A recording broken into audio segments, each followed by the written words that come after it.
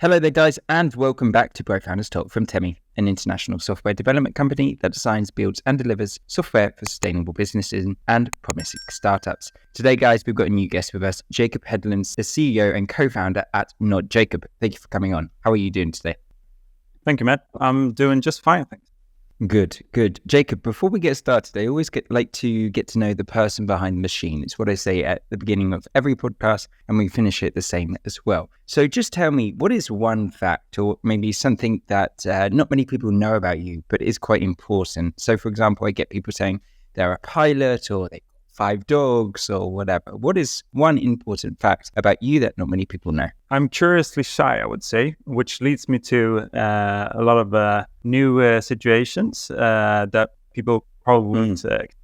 So, for instance, I was once in a Bollywood movie, and that was probably the most expect of me. So that's just one small fact of how I am. Very interesting. We will go into that a little bit later in that podcast because we will go into your background as well and your experience. And before we do, I'm going to start with some quick questions, and I want you to say yes, no to them, or just kind of one-word answers. And this will help me later on in the episode. So, Jakob, are you a morning person? Yes, I am, I would say. Mm-hmm. Team or independently? Team. Are you a risk taker? Medium risk taker. Mm-hmm. Work-life balance, does it exist? Yes. Do you enjoy networking events? Not really. Mm-hmm. Who does? Have you ever pivoted your startup business model? Yes, we have. Mm-hmm. Are you more focused on short-term or long-term goals? More focused on long-term growth. Do you consider yourself to be a hands-on leader? No, I wouldn't say so. Mm-hmm. And are you happy with this year's success? Yeah, absolutely. Perfect. Let's talk a little bit more about what you've been doing at Knodd, and then we will kind of unpack a few of those questions as well. So just for our listeners, Jakob, can you tell our listeners in a few sentences, what is Knodd and what is your mission? So Knodd is a digital child health center. So for those of you that aren't Swedish, we're a Swedish startup, and Knodd means toddler in Swedish. So we work with children's health. So we support and guide parents basically in relation to their children's health. And we do this in 2 ways through our mobile app. Firstly, we do this through pediatric telemedicine consultations with pediatricians and pediatric nurses. But we also have a more continuous way of providing value for our users through a continuous parenting and child health program with weekly or bi-weekly or monthly content and courses and tools that also create a more continuous relation with our users than only having a regular telemedicine service, so to speak. So that is our product and what we do, and our mission is to provide comfort to parents in relation to their children's health. And we've been running Knodd now for 5 years, and we've grown to a significant size. I would say we take about 12 to 14,000 patients per month now, and about 25% of all children that are born in Sweden are registered in the app every month. And last week, actually, we found out that we're also one of the highest ranked apps in the world. So that's really a great milestone for the team. Tell me, what was the inspiration to start Knodd? What was it? And was it kind of a personal experience which you felt wasn't there? Or was it something you just with time realized this is what you wanted to do?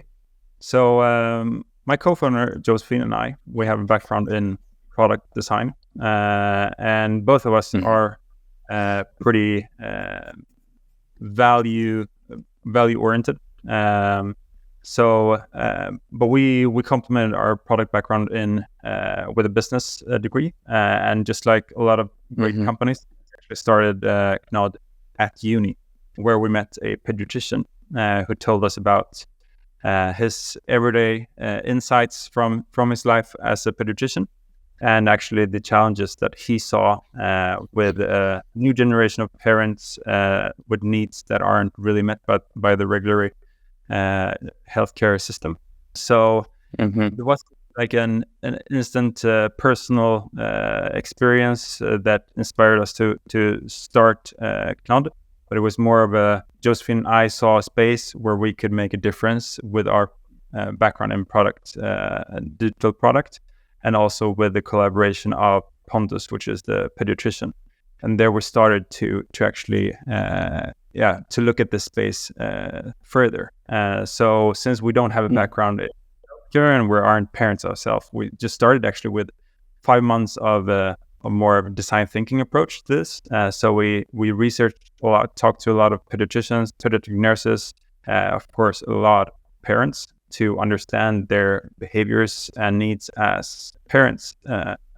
And that was the start of Knodd and this collaboration.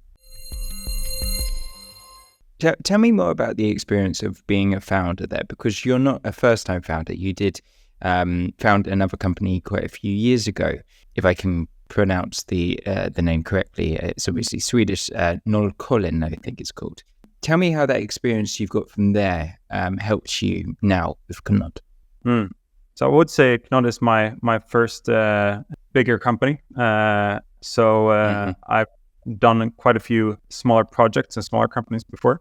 And I also worked at Techstars, which is an accelerator in London, and worked with startups there. So I have that experience. But Knodd is the first time as a founder and with a co-founder as well.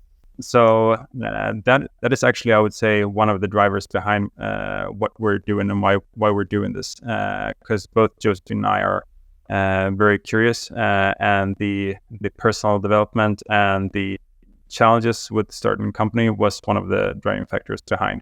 And the learning part of it. Mm-hmm. Yeah. Tell me, in regards to having a co-founder, how do you choose the ideal co-founder, and how do you make sure the relationship works? Because obviously it's like a second marriage. Most of the time, for many people, it's a very different kind of marriage, spending a lot more time with your co-founder than you would actually be with your partner. So tell me, how are you making your co-foundership work? What advice could you give? Yeah, I mean, much like other relationships, you have, I think what's great with Josephine and me and is that we have the same set of values as a foundation, but really complement each other in different ways. So we're both overlapping and complementing, and we're both very product oriented and come from that background. But she's more of a nerd and the smart one, and I'm more of the talker and external person, so to speak. So in that way, we really complement each other well. And I think that has been a crucial part for us in this journey, to have another person that's in the other part of the scale, so to speak. When you're really heavy on one end, the other person can weigh you down or on the balance you out. Tell me more about this growth that you've had and the growth that you're having each month, 12,000 to 14,000 new registries each month. That's obviously huge numbers. How are you dealing with this growth at such a fast rate? So we're having 12 to 14,000 patients per month now. That's not additional 12 to 14,000, but that's the stage which we're at now. But we have had a significant growth, and I think one thing that has been a challenge for us is that we have to grow both the demand of our platform and app at the same time as we're growing, actually providing the healthcare personnel. So we have to grow our base of healthcare personnel in parallel with the need, and to balance that has been really a challenge. So in times of high growth, on the demand side, we've really had to step up on adding more healthcare personnel to our staff. So now we're 140 people working with providing the healthcare. So that has been a real, big challenge. basically what we've done there is, instead of working with like external firms, we've basically built our own recruiting department. So that has been the key to that, and thinking long term also, more than only solving this month's need. And how many staff members do you have now? 140 healthcare workers. 140, I missed that. 140. And tell me a little bit more about the milestones that you've reached over the last 5 years. What would be the most significant milestone in your mind? The most significant milestone, I mean, it's an incremental journey. So it's really like, I mean, the first call, of course, is the biggest milestones. So when we launched Knodd, we had put together a team, Justin and I, to build the platform. And the focus is only on the launch, for a few months when you're building out the team and building out the healthcare organization. And then you press the button of launching, and you're like, oh shit, now we need customers. We forgot about that part. And now the marathon starts now. So the clock starts ticking. And then we just like waited for the first call. We had done some marketing. And then in the afternoon, we got our first healthcare call. That was a great milestone, of course. But I mean, and after that, Absolutely. 10,000, the first 100,000. And now we're working towards the first 1 million healthcare consultations. This week's insight that we are probably the highest ranked app in App Store. That was also huge for me, Josephine, and also the team, of course. So yeah, I mean, we've had this. We felt that we might be, but when we got the data this week, yeah, that was a huge milestone as well. Since we're very focused on quality, and that has been our uniqueness since start. Jakob, tell me, what's the secret behind that success? How do you make an app and a company which is top rating on Apple App Store? Of course, it's firstly about nailing your core product. We realized quite early that our product isn't only the digital platform and the digital app experience. It's actually more the consultation with the pediatric nurse. That's the product, which will make it extremely important that we have the right people and that they feel engaged in providing the best healthcare. So, which means we have to have a great culture of being very service-oriented and focusing on providing comfort for the parents that are calling in. So that insight has really been core to designing the entire experience. I think a lot of people they're coming from a tech background or product background would focus so much on the digital experience, but I think the insight that this conversation is actually the product was key to designing that experience and finding the right people. And of course, the entire experience is the product. So of course, we have also a smooth digital product, but to provide the healthcare personnel with the right tools so that they feel comfortable. Them aren't tech savvy. So providing them with a platform and tools that actually strengthen them in their work was also key. So firstly, of course, a great product, and then for getting great reviews and ratings, you have to ask at the right time first. Yeah.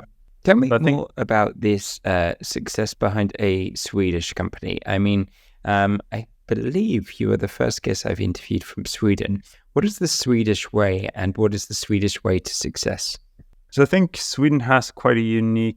We have a social system that covers if you fail as a founder, you're quite, and that provides both. I mean, a comfort for actually throwing yourself out there and getting started, which is great.